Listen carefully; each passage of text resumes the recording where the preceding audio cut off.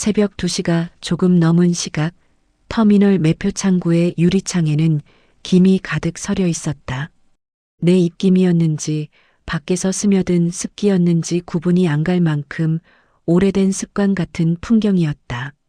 라디오에서는 구성진 트로트가 흘러나왔고 나는 낡은 도장 패드를 한 번 더 눌러 잉크를 묻혔다. 40년이다. 이 창구에서 표를 팔고 환불을 처리하고 분실 신고를 접수한 세월이 손등의 주름만큼이나 깊고 선명한 시간들이었다. 가끔 손님들은 내 손이 떨린다고 생각하는 것 같았다.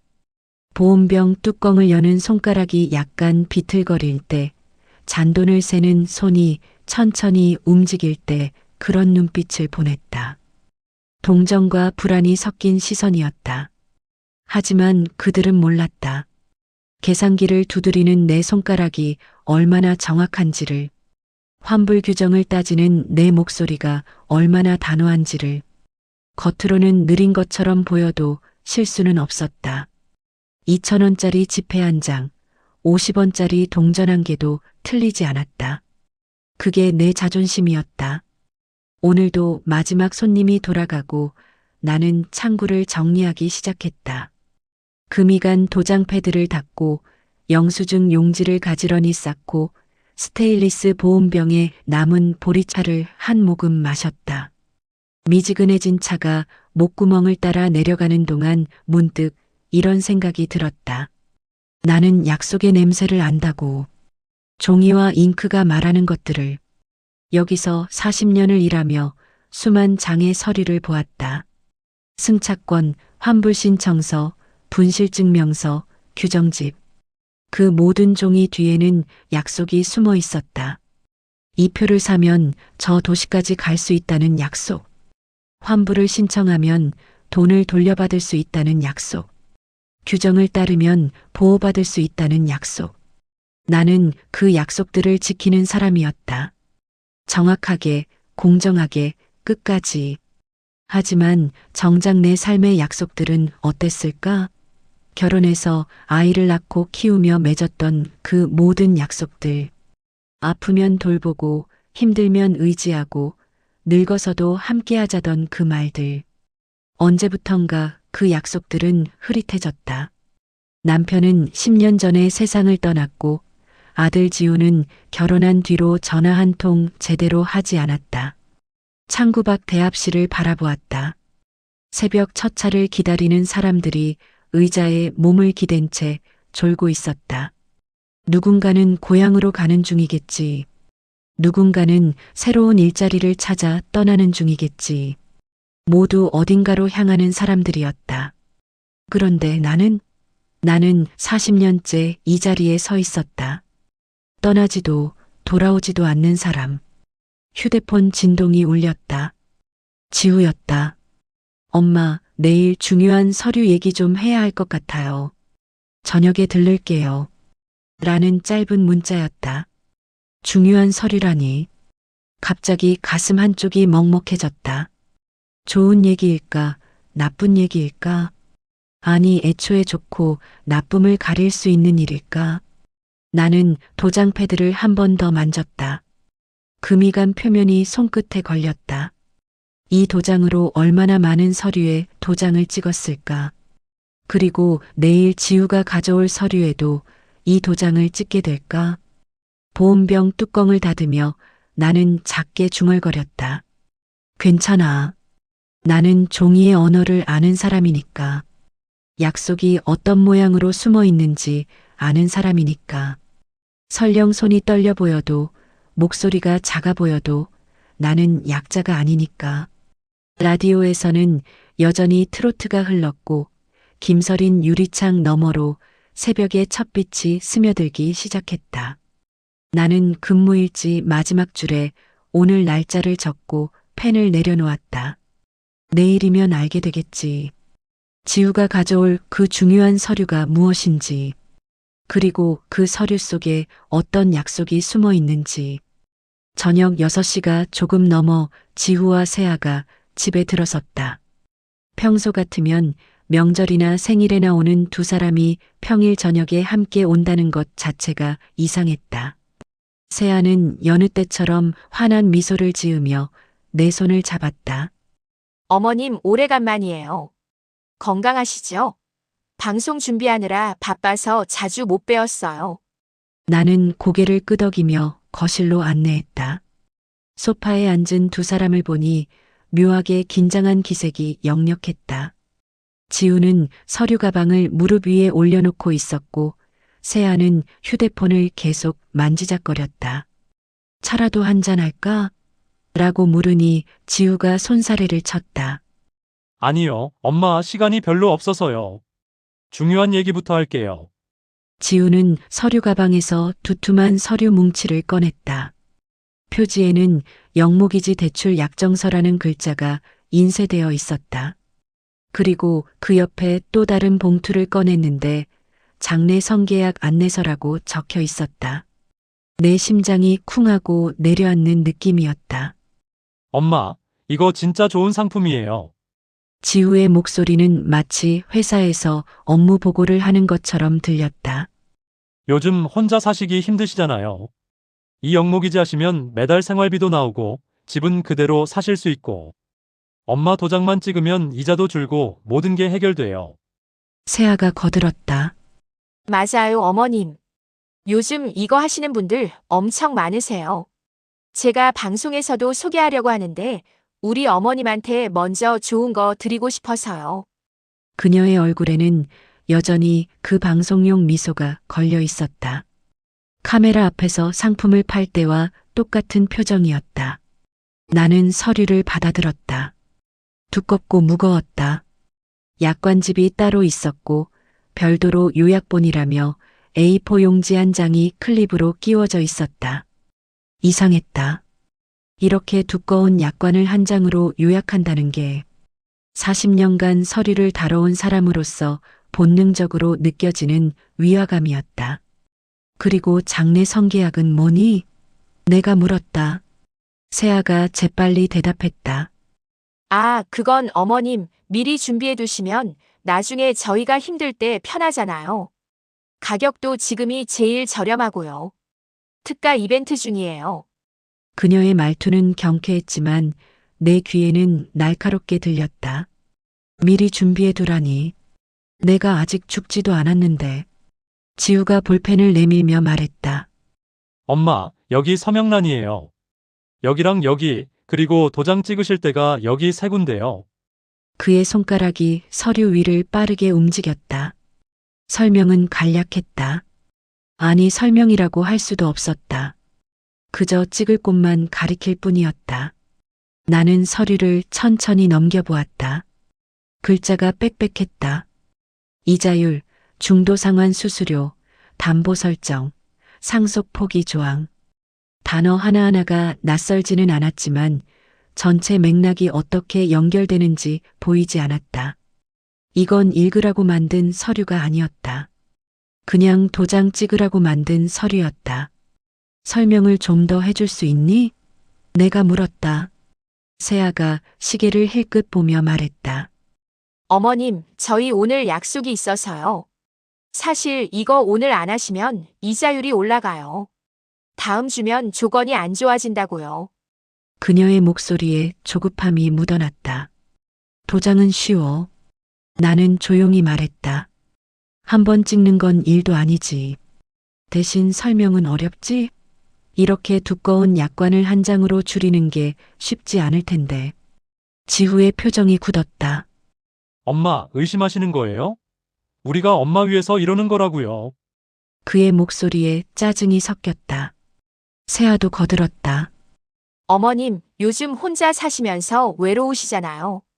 이것도 다 어머님 편하시라고 준비한 건데 이렇게 나오시면 저희가 섭섭하죠.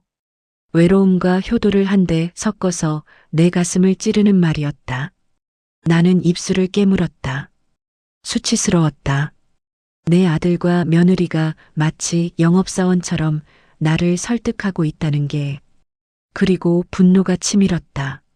내가 키우고 학교 보내고 결혼시킨 아들이 지금 내 집을 담보로 돈을 빌리자고 하고 있다는 게. 그런데 더 혼란스러운 건 내 마음이었다. 혹시 내가 틀린 걸까? 혹시 정말로 이게 나를 위한 일일까? 나이가 들면서 판단력이 흐려진 걸까? 어쩌면 지우 말이 맞는 걸까? 나는 서류를 탁자 위에 내려놓고 도장 패드를 꺼냈다. 가방 속에 늘 가지고 다니는 금이 간 그 도장 패드였다. 손을 그 위에 얹었다. 지후와 세아의 눈빛이 반짝였다. 기대와 안도가 뒤섞인 표정이었다. 그런데 나는 도장을 찍지 않았다. 그냥 손을 얹은 채로 두 사람을 바라보았다. 고요한 시간이 흘렀다. 밖에서 들리는 차 소리, 시계 초침 소리, 세아의 휴대폰 진동 소리. 모든 게 또렷하게 들렸다. 그리고 내 심장이 두근거리는 소리도. 도장 패드 위에 올려진 내 손은 미동도 하지 않았다. 지후와 세아는 숨을 죽이고 기다렸다. 나는 천천히 입을 열었다. 그런데 말이야, 이 서류가 좀 많네. 나이 들어서 그런지 눈이 잘 안 보여. 하나씩 설명 좀 들어야겠어. 세아의 얼굴에 짜증이 스쳤지만 금방 미소로 바뀌었다. 어머님, 그냥 전문가가 다 검토한 거예요. 걱정하지 않으셔도 돼요. 하지만 나는 서류를 펼치며 말했다. 그래도 내 도장 찍는 건데 알아야지. 설명 듣기 서명란은 어디 있니? 지우가 당황한 듯 서류를 뒤적였다. 엄마, 그런 거 없어요. 그냥 일반 계약서예요. 나는 고개를 저었다. 아니야. 금융상품은 다 설명 의무 확인란이 있어. 내가 터미널에서 40년 일했는데 모르겠니? 여행자 보험도 설명 들었다는 란이 있단다. 사실 나는 알고 있었다. 환불 창구에서 40년을 일하며 수없이 많은 약관을 봤다. 버스 회사와의 계약서, 보험 약관, 위약금 규정, 환불 조건. 그 모든 문서 속에서 나는 배웠다.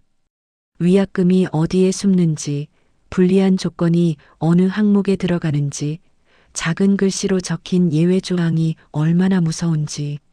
나는 서류를 한 장 한 장 넘기기 시작했다. 느리게 마치 글자를 잘 못 읽는 것처럼. 하지만 내 눈은 정확히 필요한 부분을 찾아냈다. 중도상환 수수료 항목, 연체 이자율, 담보권 설정 범위, 상속인 책임 조항. 모두 빨간 깃발이 필요한 부분들이었다. 가방에서 펜을 꺼냈다. 내 조카가 선물한 좋은 펜이라며 준 것인데 사실 나는 이게 바디캠 펜이라는 걸 알고 있었다. 터미널 경비실에서 일하는 진석이 알려줬다. 요즘 보이스피싱 조심하시라고, 이런 펜으로 녹음하면 좋다고. 나는 그 펜으로 서류에 표시를 하기 시작했다. 그리고 포스트잇을 붙였다. 빨간색 하나, 파란색 하나. 여기 중도상환 수수료가 30%네. 이게 맞니? 지우가 얼버무렸다. 그건 특별한 경우고요. 보통은 안 그래요. 나는 또 물었다. 그럼 보통은 몇 %인데? 서류 어디에 나와 있니? 세아의 목소리가 날카로워졌다. 어머님, 이러시면 오늘 못 끝내요. 약속 시간도 있다니까요. 하지만 나는 멈추지 않았다. 괜찮아. 천천히 하자. 급할 거 없잖니. 내 집인데 내가 천천히 봐도 되지. 장례 성계약 서류도 펼쳤다. 여기 보니까 선불금 환불 불가라고 나와 있네. 이게 무슨 뜻이야? 지우가 대답했다. 미리 내는 거니까 환불은 안 되는 거죠. 당연하잖아요. 나는 고개를 갸우뚱했다. 그런데 여기 또 봐. 가격 변동 시 추가 납부라고 되어 있어. 선불했는데 또 내라는 거야? 두 사람의 얼굴이 굳어갔다. 내가 예상했던 것보다 훨씬 더 꼼꼼하게 따지자 당황한 기색이 역력했다. 나는 내심 작은 승리감을 느꼈다. 그래, 나를 만만하게 봤구나. 늙은이는 서류 못 읽을 거라고 생각했지? 이 수수료 항목은 뭐고 이 중개보수는 또 뭐니? 내가 계속 질문하자 세아가 휴대폰을 들여다보며 말했다. 어머님, 전문 용어라서 저희도 정확히는 모르고요. 담당자한테 물어봐야 해요. 그럼 담당자 연락처 좀 줄래? 내가 직접 전화해서 물어볼게. 지우가 손을 내저었다. 그럴 필요 없어요. 다음에 같이 만나서 설명 들으면 되잖아요. 오늘은 일단 서명만 하세요. 나는 펜을 내려놓았다. 아니야. 도장 찍기 전에 다 알아야 해. 나 40년 동안 서류 다루면서 배운 게 있어. 모르고 찍은 도장은 나중에 울고불고 해도 소용없다는 거. 그때 초인종이 울렸다. 진석이었다. 터미널 야간 경비로 일하는 50대 남자였는데 가끔 퇴근길에 들러 안부를 물었다. 그는 형광등 갈아주러 왔다며 집 안으로 들어왔다. 사모님 손님이 계셨네요. 제가 방해를 했군요. 지우가 인사를 건넸지만 표정은 불편해 보였다. 진석은 형광등을 갈아 끼우는 척하며 거실 한쪽을 살폈다. 그리고 내려오면서 내 귀에 속삭였다. CCTV 각도 바꿔놨어요. 거실 쪽 잘 보여요. 나는 작게 고개를 끄덕였다. 며칠 전 진석에게 부탁했던 것이었다. 혹시 모를 일에 대비해서 거실 상황을 녹화할 수 있게 해달라고. 진석이 돌아가고 나는 다시 서류를 들었다. 오늘은 이만 볼게. 내일 터미널에서 아는 분께 한번 물어보고 다시 연락할게. 지우가 벌떡 일어섰다.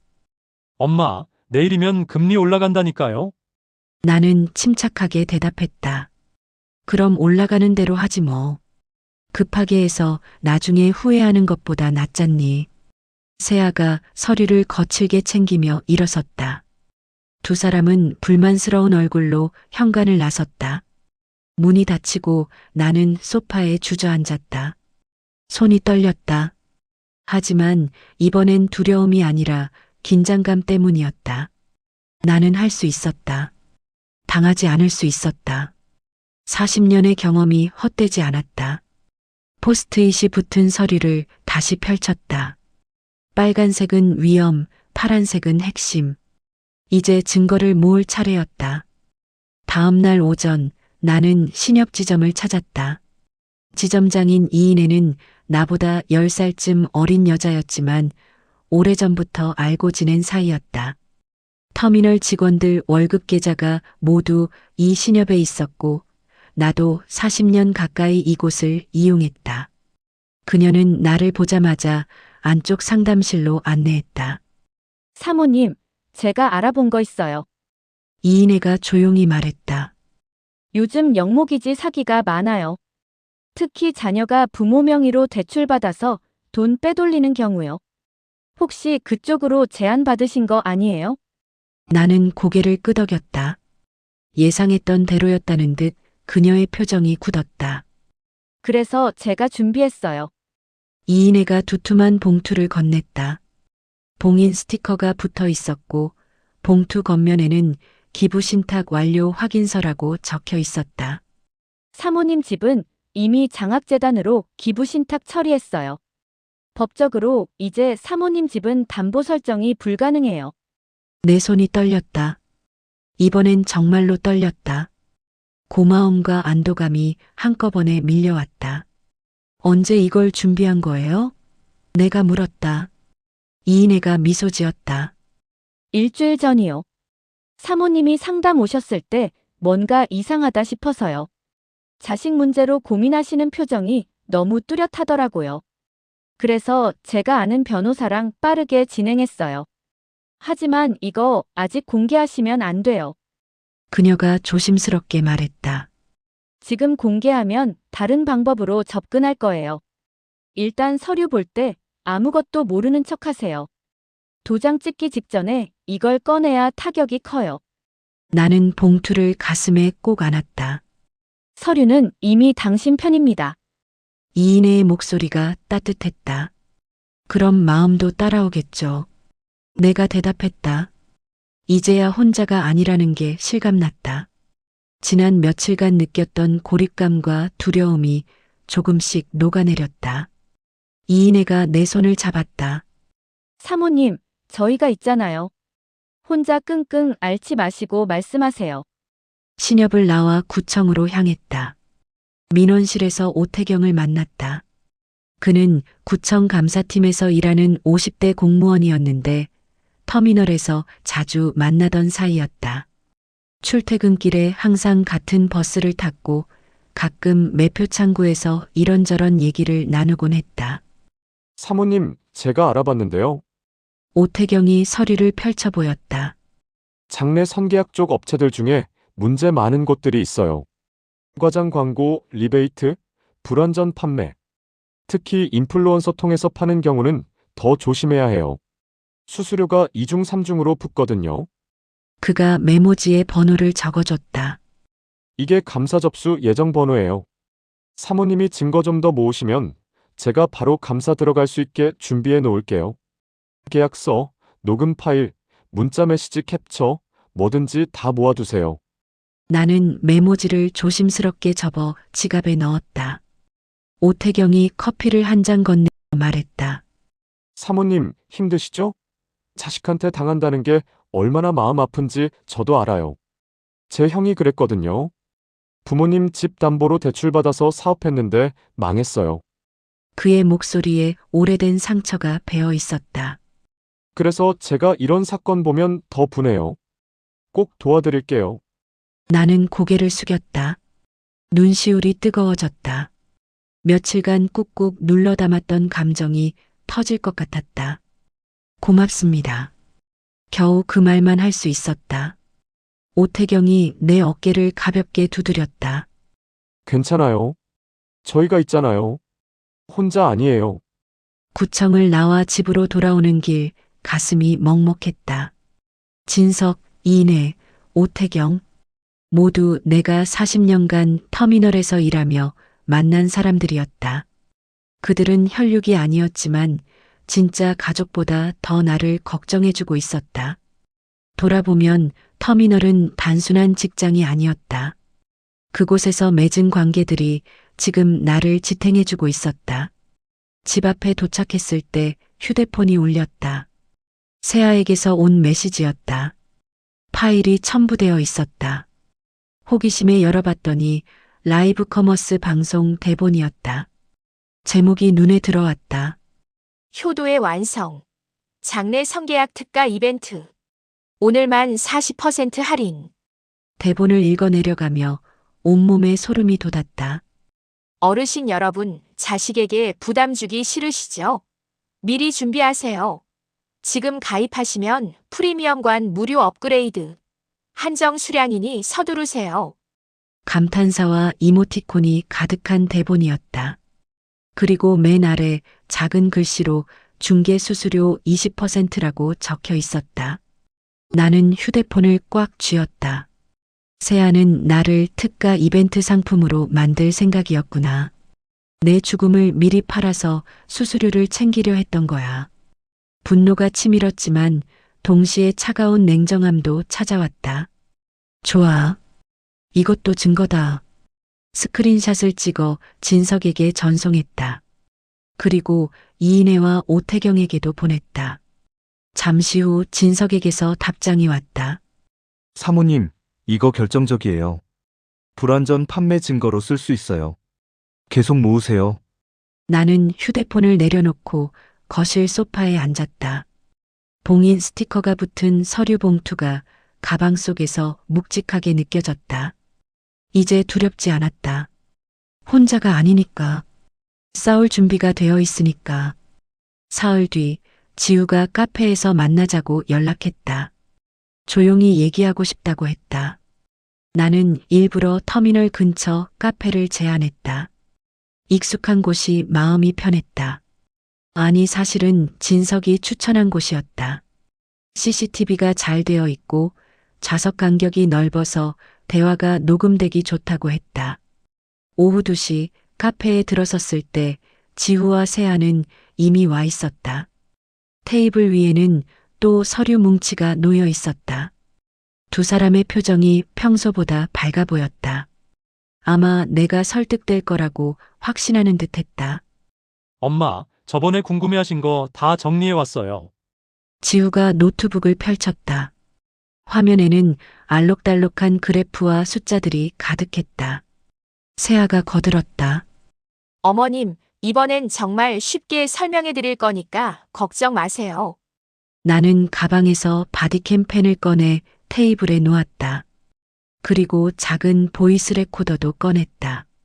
요즘 깜빡깜빡해서 녹음해 놓고 나중에 다시 들으려고. 괜찮지?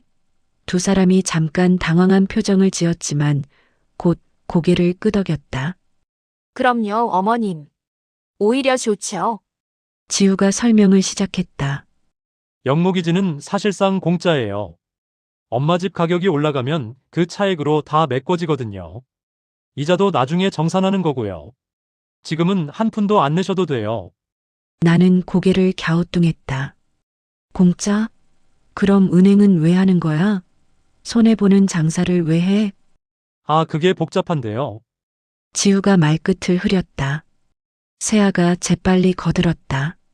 어머님, 은행은 나중에 집 팔아서 받으니까 손해 아니에요. 그냥 기다리는 거죠. 나는 더 천천히 물었다. 기다린다? 그럼 내가 언제까지 사는 건데?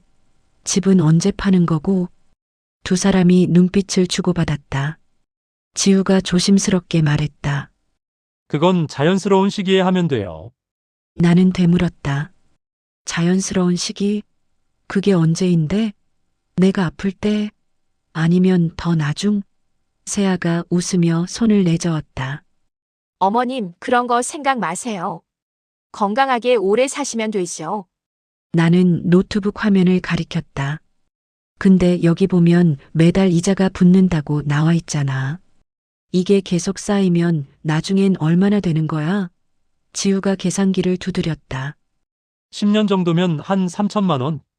20년이면 7천쯤? 하지만 집값이 오르니까 괜찮아요. 집값이 안 오르면? 내가 물었다. 지우의 표정이 굳었다. 엄마, 특히 이 동네 집값은 오르게 되어 있어요. 나는 커피를 한 모금 마시며 말했다. 그럼 집값 떨어지면 누가 책임지는데? 은행? 아니면 너희? 세아가 화제를 돌렸다. 어머님, 그것보다 장래 성계약 얘기 좀 할게요. 이게 진짜 혜택이 좋거든요. 그녀가 휴대폰을 꺼내 뭔가를 보여줬다. 제가 방송에서 태워드리면 수수료가 할인돼요. 일반 가입보다 훨씬 싸요. 방송 태운다는 게 뭐야? 내가 물었다. 세아가 밝게 웃었다. 제 라이브 커머스에 상품으로 소개하는 거요. 시청자들한테 좋은 상품 추천해드리는 거죠. 그럼 너는 뭘 받는데? 추천만 하는 거야? 세아의 얼굴에 잠깐 당황한 기색이 스쳤다.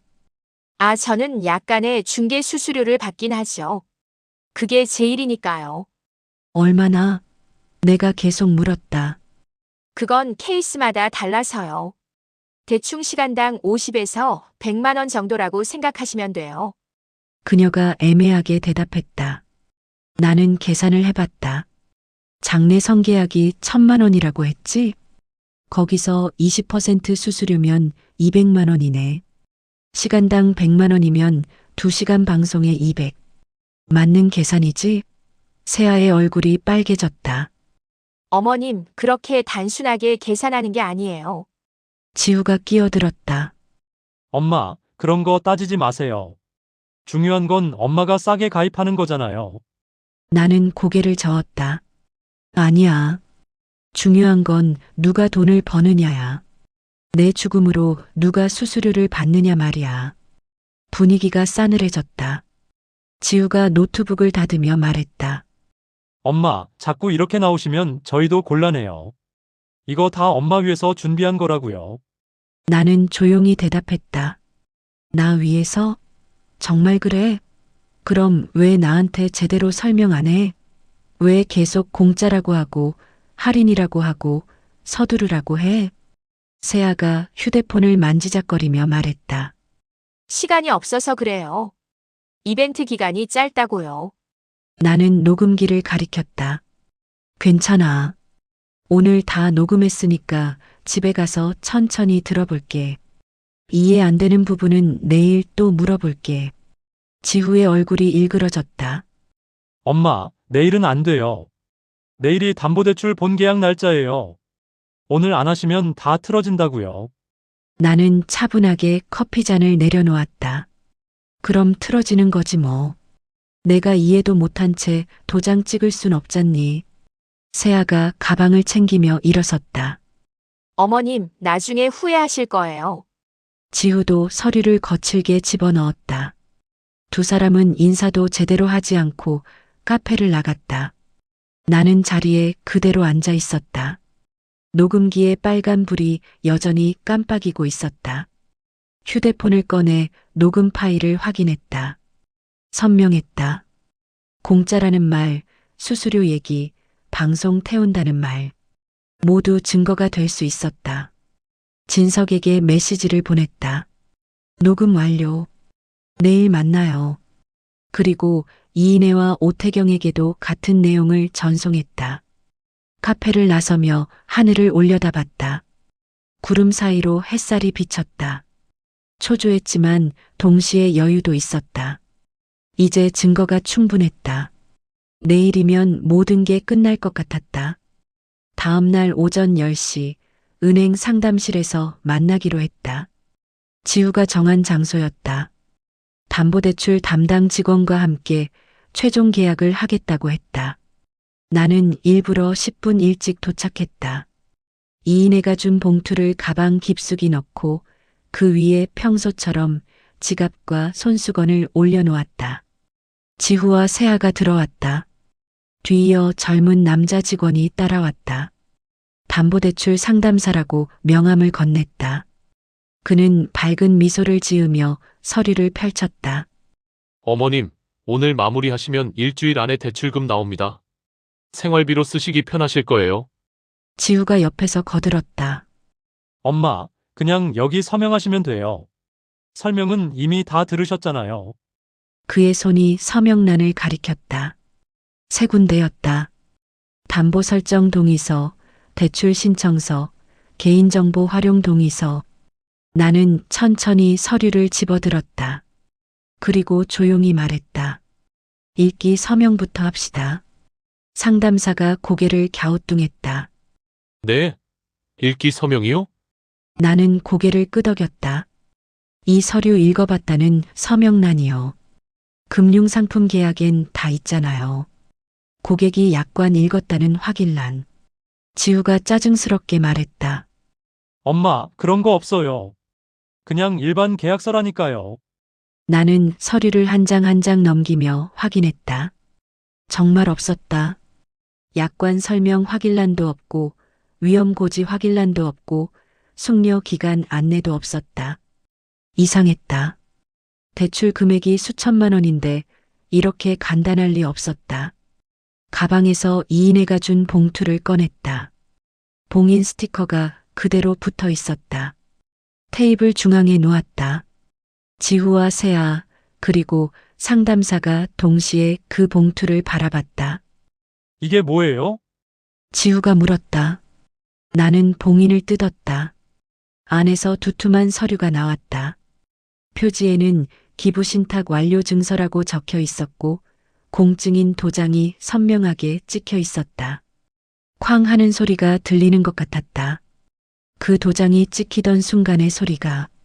상담사가 서류를 받아들었다. 얼굴이 하얗게 질렸다. 이거 진짜예요? 공증까지 된 거예요? 나는 고개를 끄덕였다. 일주일 전에 완료했어요. 제 집은 이미 장학재단으로 기부신탁 처리됐습니다. 법적으로 담보 설정이 불가능해요. 지우가 서류를 낚아채듯 가져갔다. 손이 떨리고 있었다. 엄마, 이게 무슨 짓이에요? 우리한테 한마디 상의도 없었잖아요. 나는 차분하게 대답했다. 상해? 너희도 나한테 상의 안 했잖니. 영무기지 하자고 할 때. 세아가 끼어들었다. 어머님, 이건 너무 하시는 거 아니에요? 저희 모르게 이런 큰일을 하시다니요. 나는 그녀를 똑바로 바라봤다. 큰일? 내 재산을 어떻게 쓸지 정하는 게 큰일이야.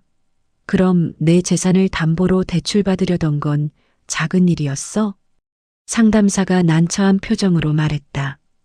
죄송합니다만 이 경우 대출이 불가능합니다. 이미 신탁된 재산은 담보로 설정할 수 없거든요. 오늘 계약은 무효가 될 것 같네요. 그는 서류를 정리하기 시작했다. 지우가 벌떡 일어섰다.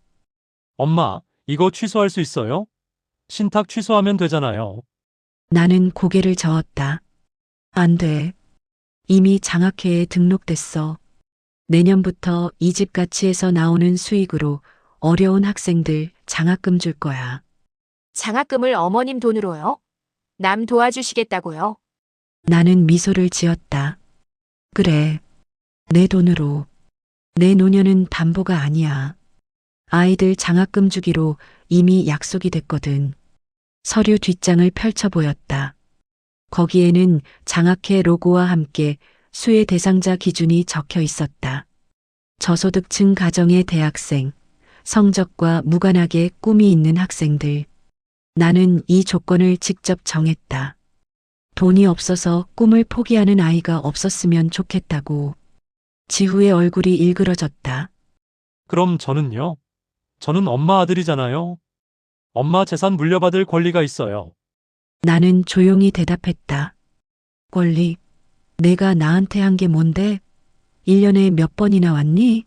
전화는 몇 통이나 했어? 권리는 의무를 다한 사람이 말하는 거야. 세아가 휴대폰을 꺼내며 말했다. 좋아요. 그럼 법적으로 가는 수밖에 없네요. 어머님 건망증 심하시잖아요. 요양원 가셔야 하는 거 아니에요. 그 얘기 법정에서 해볼까요? 성년후견인 신청하면 어머님 재산 관리를 저희가 할 수 있어요. 협박이었다. 노골적인 협박이었다. 나를 정신이 온전하지 않은 사람으로 만들겠다는 거였다. 심장이 쿵쿵 뛰었다. 하지만 무너지지 않았다. 나는 가방에서 또 다른 봉투를 꺼냈다. 의사소견서야. 지난주에 받았어. 정신과 신경과 내과 모두 다녀왔지. 나는 너무나도 건강해. 판단 능력도 멀쩡하고 말이야. 상담사가 자리에서 일어났다. 죄송합니다만 저는 이만 가보겠습니다. 더 이상 제가 있을 자리가 아닌 것 같네요. 그가 명함을 두고 나갔다. 이제 상담실엔 우리 셋만 남았다. 지우가 주먹을 쥐었다. 엄마, 정말 이러실 거예요? 나는 고개를 끄덕였다. 그래. 내 인생은 내가 정할 거야. 내 담보물이 아니고 내 대출 수단이 아니야. 나는 아직 살아있고 내 삶의 주인이야. 세아가 가방을 챙기며 중얼거렸다. 나중에 후회하실 거예요. 두 사람은 문을 박차고 나갔다. 쿵 하는 소리가 상담실에 울렸다. 나는 혼자 남아 창밖을 바라봤다. 손이 떨렸다. 이번엔 승리감이 아니라 슬픔 때문이었다. 내 아들이 내게 저런 말을 하다니. 하지만 나는 옳은 일을 했다. 테이블 위에 장학회 서류를 다시 봉투에 넣었다. 이 약속만은 지키리라. 은행을 나온 뒤 이틀이 지났다. 지우에게서 문자 한 통 왔다. 엄마 생각 좀 해보세요. 이렇게 우리 관계 끝내실 건가요? 나는 답장하지 않았다. 대신 오태경에게 전화를 걸었다. 이제 모든 증거를 제출할 때가 됐다고 생각했다. 오후 3시 나는 구청 감사실 앞에 서 있었다. 손에는 3권의 파일철이 들려 있었다. 첫 번째는 계약서와 약관, 두 번째는 리베이트 내역과 수수료 증거, 세 번째는 세아의 라이브 대본과 채팅 캡처였다. 진석과 이인혜가 함께 정리해준 자료들이었다. 오태경이 문을 열어줬다. 사모님, 들어오세요. 준비 다 됐습니다. 감사실 안에는 2명의 감사관이 더 있었다. 그들은 정중하게 인사하며 자리를 권했다. 테이블은 넓고 깨끗했다. 나는 3권의 파일철을 하나씩 펼쳐놓았다. 첫 번째 파일을 열었다. 영목이지 계약서와 장래 성계약서였다. 포스트잇이 여기저기 붙어 있었다. 빨간색은 위험 조항, 파란색은 핵심 내용. 감사관이 꼼꼼히 살펴봤다. 중도 상환 수수료 30%, 선불금 환불 불가, 가격 변동 시 추가 납부.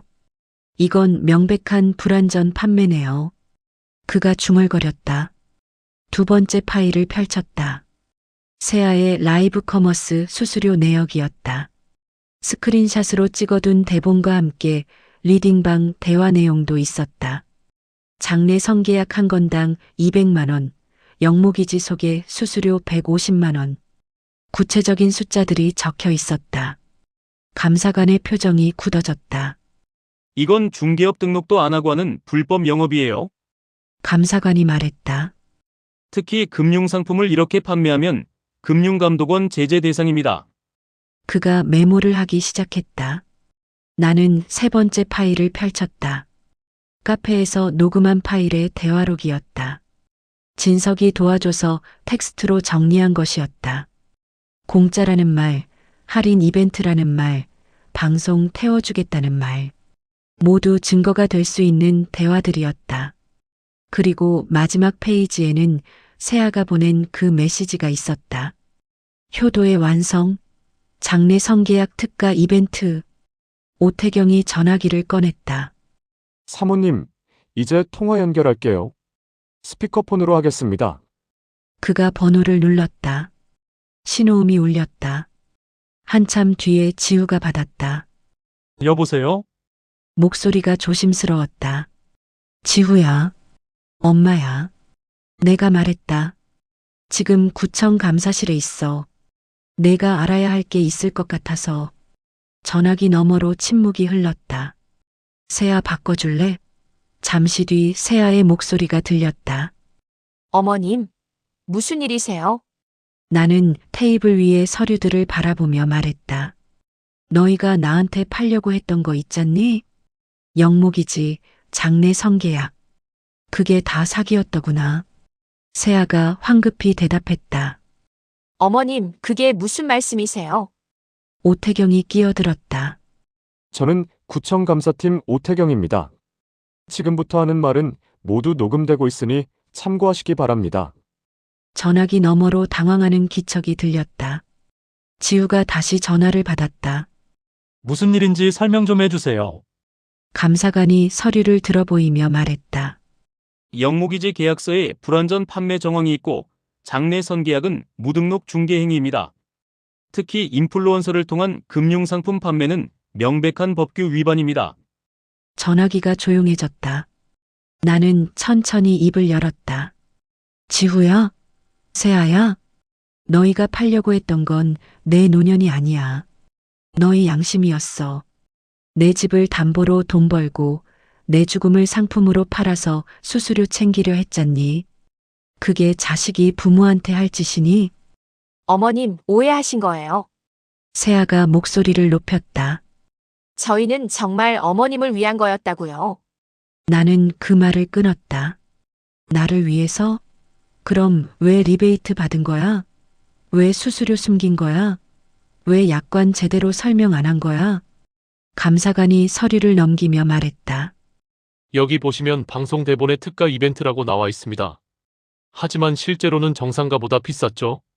이건 소비자 기만 행위입니다. 그리고 중개 수수료 20%는 과도한 금액입니다. 지후의 목소리가 떨렸다. 엄마, 거기서 그러지 말고 우리 얘기 좀 해요. 나는 고개를 저었다. 아니야. 이미 늦었어. 감사팀한테 다 제출했어. 너희가 받은 돈, 너희가 한 거짓말, 너희가 숨긴 수수료. 전부 다. 그때 전화기 너머로 알림음이 들렸다. 띠링띠링 하는 소리가 연달아 울렸다. 세아가 비명을 질렀다. 내 라이브 방송이 끊어졌어. 계정이 정지됐다고. 당황한 목소리가 전화기를 가득 채웠다. 오태경이 조용히 말했다. 금융감독원과 공정거래위원회에 동시 제보했습니다. 플랫폼 측에서 계정 정지 조치를 취한 것 같네요. 세아의 목소리가 울먹였다. 이게 무슨 짓이에요? 제 생계가 달린 일이라고요. 나는 차분하게 대답했다. 생계? 그 생계가 남의 불행으로 돈 버는 거였잖니. 남의 죽음을 상품으로 팔아서 수수료 받는 거였잖아. 그게 생계라고 할 수 있는 거야? 감사관이 출석 요구서를 펼쳤다. 이 건으로 두 분 모두 출석하셔야 합니다. 날짜는 일주일 뒤로 잡겠습니다. 관련 자료 모두 지참하시고요. 만약 불응하시면 강제조사 들어갑니다. 전화기 넘어가 조용해졌다. 나는 통화를 끊었다. 손이 떨렸다. 하지만 이번엔 분노가 아니라 해방감 때문이었다. 오래 짓눌렀던 무게가 벗겨지는 느낌이었다. 감사관이 내 손을 잡았다. 용기 내기 쉽지 않으셨을 텐데 잘하셨습니다. 나는 창밖을 바라봤다. 해가 서쪽으로 기울고 있었다. 새로운 시작이 느껴졌다. 이제 내 삶은 담보가 아니었다. 누군가의 이익 수단도 아니었다. 내 것이었다. 파일처를 가방에 넣으며 조용히 미소 지었다. 한 달이 지났다. 구청 감사는 계속 진행 중이었고 지후와 세아는 출석 요구에 응해 조사를 받고 있었다.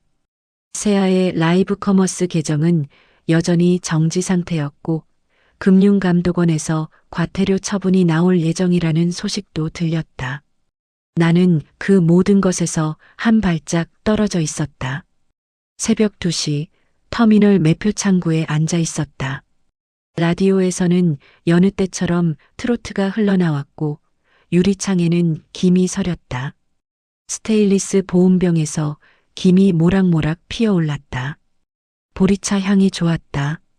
한 달 전과 똑같은 풍경이었지만 내 마음만은 달랐다. 가방에서 장학회 통장 사본을 꺼냈다.